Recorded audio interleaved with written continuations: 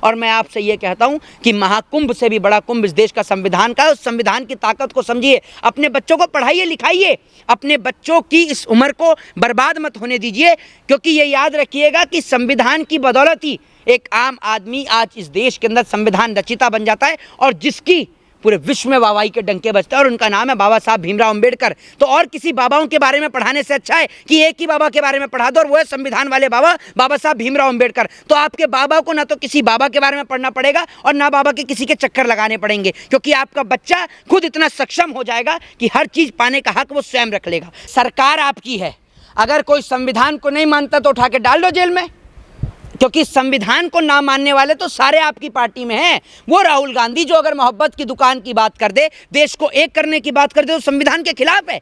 देश तो संविधान से चलता है भाई, संविधान ने तो सबको इक्वल राइट दिया है, और संविधान तो प्यार और मोहब्बत की बात करता है। संविधान में किसी को मारना पीटना काटना थोड़ी लिखा है। संविधान तो हमें हक और अधिकार देता है, राइट टू स्पीच का, राइट टू फ्रीडम का। आज मैं आपको एक बात बता दूं, देश का नागरिक सोचता है कि मैं ना बोलूं मेरे को पुलिस उठा के जेल में बंद कर देगी, लेकिन जो व्यक्ति, आज लोग मुझसे पूछते हैं कि आपको डर नहीं लगता, आप इतने निर्भय होकर कैसे बोल लेते हैं, तो उसके पीछे का सबसे बड़ा कारण यह है कि मैं एक वकील हूं, एक अधिवक्ता हूं। मैंने बाबा साहब के संविधान को पढ़ा, उसको जाना, उनके कानूनों को समझा, अपने हक और अधिकार को समझा, और मेरे को समझ आया कि right to speech, right to freedom ये मेरे फंडामेंटल राइट है, राइट टू एजुकेशन मेरे फंडामेंटल राइट हैं। ये फंडामेंटल राइट ना तो मुझसे अमित शाह छीन सकते, ना नरेंद्र मोदी छीन सकते। सरकार के खिलाफ बोलना, सरकार का विरोध करना, यह हमारा फंडामेंटल राइट है। अगर सरकार गलत करेगी तो हम उसके खिलाफ बोलेंगे। आपने कहा कि बहराइच के अंदर एक ब्राह्मण मारा गया, आपने कहा कि हाथरस के अंदर एक बेटी के साथ बलात्कार हुआ, आपने कहा उत्तर प्रदेश में, उत्तराखंड में एक बेटी के साथ बलात्कार हुआ। कभी आपने सुना है कि किसी नेता का बेटा हिंदू धर्म को बचाते हुए शहीद हो गया हो? बताइए ना। 14 से मोदी की सरकार है, बीजेपी का ऐसा कौन सा पार्टी का नेता है? बताइए, बीजेपी के ऐसे कौन से एमपी, कौन से एमएलए, कौन से नगर सेवक का वो बेटा है जो हिंदू धर्म को बचाते हुए शहीद हो गया हो? सब शहीद होने वाले, सब इस देश के लिए, धर्म के लिए मरने वाले, सब गरीब परिवार के बच्चे हैं, जिनको शिक्षा से वंचित रखा गया, जिनको पढ़ने से दूर रखा गया, जिनको स्कूलों से दूर रखा गया, और उनके मन में ये डाला गया कि इस देश के अंदर धर्म खतरे में। अरे धर्म को किसी से क्या खतरा, और आपकी औकात है? ये बोलते हैं कि जो राम को लाए हम उनको लेकर आएंगे। अरे आपकी औकात है, आप राम को ले आओगे? किसकी औकात है जो राम को ले आएगा?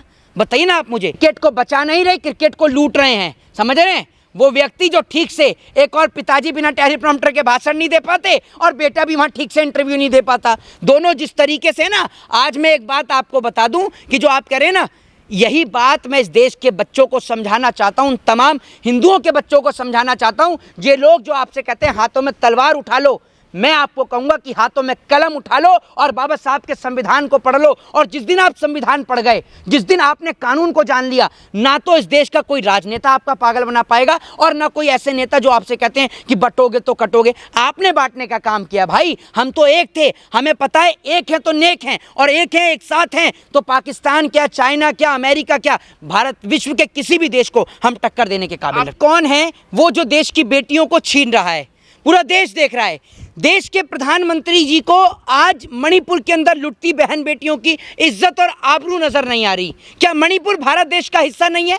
ये वो भाजपा के नेता हैं, ये भाजपा के आईटी सेल के वो लोग हैं जिनको बांग्लादेश के हिंदू नजर आ जाते हैं, लेकिन मणिपुर के हिंदू नजर नहीं आते। आज भी मणिपुर के अंदर एक महिला के साथ में दुष्कर्म हुआ है, लेकिन प्रधानमंत्री जिस तरीके से झारखंड के बोकारो के अंदर वहां पर रैली करते हुए भाषण देते हैं, लेकिन एक बार भी मणिपुर की महिला के लिए जिक्र नहीं करते। और प्रधानमंत्री जो कह रहे हैं कि आपकी बहन बेटियों को ले जाएंगे, हमारी बहन बेटियों के साथ तो दुष्कर्म किया कुलदीप सिंह सेंगर ने, वो भाजपा का नेता जिसने देश की बेटी के साथ दुष्कर्म किया। आप मुझे बताइए ना। और आप बात कर रहे हैं आपकी पार्टी का एक नेता जो विधानसभा में बैठकर पॉर्न वीडियो देखता है, और आप बहन बेटियों की इज्जत पे बात कर रहे हैं, जो खुद अपने मुंह से बोलते हैं बेटी बचाओ बेटी पढ़ाओ।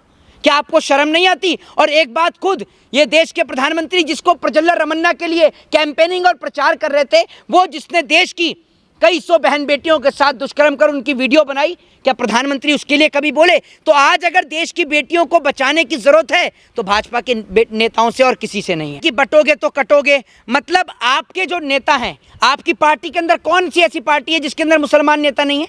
भारतीय जनता पार्टी में नहीं है क्या मुसलमान नेता? नहीं है तो कौन है शाहनवाज हुसैन, कौन है मुख्तार अब्बास नकवी? आप मुझे बताइए ना। ये वो लोग हैं जो एक और तो भाषण दे रहे हैं बटोगे तो कटोगे। वहीं अजीत पवार ने कहा है कि हम तो 10% जो है वो अल्पसंख्यकों को टिकट देंगे। और वहीं आप नारा दे रहे हैं कि बटोगे तो कटोगे। ये अगर इतनी हिंदुओं की चिंता जताते हैं तो मैं कहता हूं कि हिंदुओं के बच्चों को उनको डॉक्टर, आईएएस, आईपीएस बनने की बात कहो, क्यों नहीं कहते आप?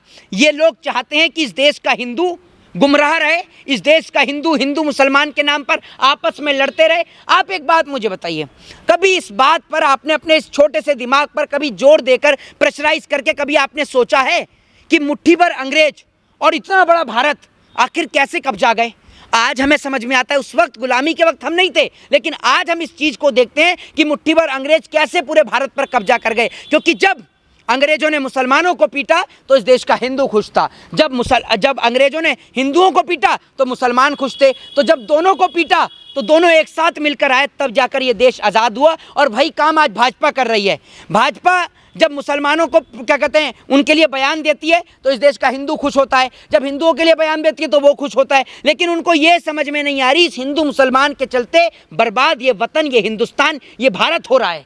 जिस भारत को ये लोग बेचने का काम कर रहे हैं, इनके नेताओं के सबके बच्चे अच्छे स्कूल, अच्छे कॉलेजेस और अच्छी यूनिवर्सिटियों में पढ़ने के लिए जाते हैं, और आपका बच्चा बजरंग दल में, विश्व हिंदू परिषद में, इनमें जाकर अपना समय बर्बाद करता है। और जिस धर्म के नाम पर वो लड़ाई करने चाहते हैं, तो कोई बचाएगा ना। मैं आपसे ये कहता हूं, इस देश में अंग्रेज शासन कर गए, मुगल शासन हो गया, क्या इस देश का धर्म कभी खतरे में आया? अगर इस देश के अंदर कई सौ सालों की गुलामी अंग्रेजों की हमने सही, कई सौ सालों की गुलामी हमने इस देश के अंदर मुगलों की सही, क्या इस देश से हिंदू धर्म समाप्त हो गया?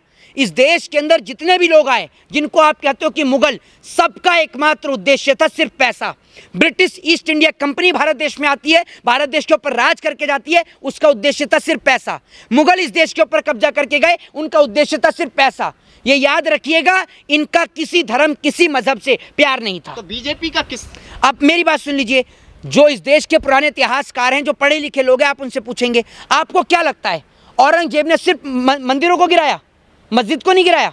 बताइए आप मुझे। औरंगजेब ने सबसे पहले गिराया ही मस्जिद को, गोलकोंडा की मस्जिद को, क्योंकि वहां का जो नवाब जो है उसने कर देने से इनकार कर दिया। तो औरंगजेब को यह पता चला कि उसने जो सारा पैसा, जो सारा जो धन है, वो मस्जिद के नीचे गाड़ रखा है। औरंगजेब ने ढा दी गोलकोंडा की मस्जिद। पढ़ के देखिए इतिहास के अंदर। तो जितने भी इस देश के अंदर लोग आए, चाहे वो मुगल हों चाहे अंग्रेज हों, सबका उद्देश्य, किसी का उद्देश्य धर्म के लिए नहीं था, कोई धर्म के लिए प्रचार प्रसार करना नहीं था, सबका उद्देश्य सिर्फ देश को लूटने का था। और वही काम भाजपा कर रही है। हिंदुओं को लगता है कि उनके हित के लिए काम हो रहा है। आज इस देश पर जीएसटी लगी, क्या हिंदुओं के ऊपर जीएसटी नहीं है?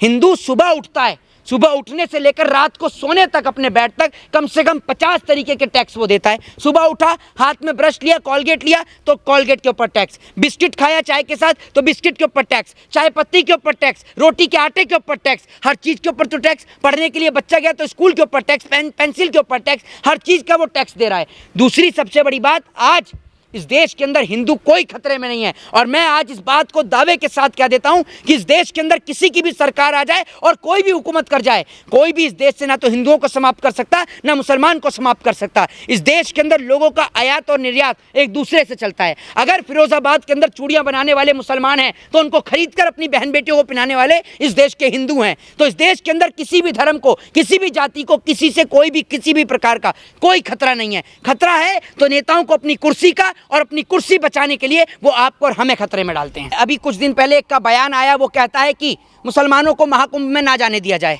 एक बात आप मुझे बताइए, अगर मुसलमान महाकुंभ में आएगा और आके हमारे धर्म को देखेगा, समझेगा, तो हमारे धर्म से प्रेरित होगा, और प्रेरित होकर हमारे धर्म को तो ज्वाइन करेगा।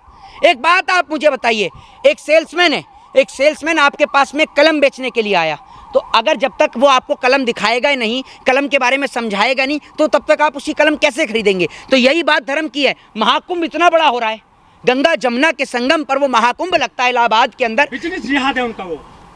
मेरी बात सुन लीजिए, कोई बिजनेस जिहाद नहीं है। क्या आप अपनी बहन बेटियों को चूड़ियाँ पहनाना बंद कर देंगे? बताइए आप मुझे, बताइए ना आप मुझे। वो चूड़ियाँ, क्योंकि वो तो टोटल चूड़ियाँ फिरोजाबाद में मुसलमान बनाते हैं, तो क्या पहनाना बंद कर देंगे? तो ये कोई जिहाद नहीं है, सिर्फ आपको बरगलाया जा रहा है, आपके दिमाग को डाइवर्ट किया जा रहा है एजुकेशन, हेल्थ और डेवलपमेंट से हटाकर।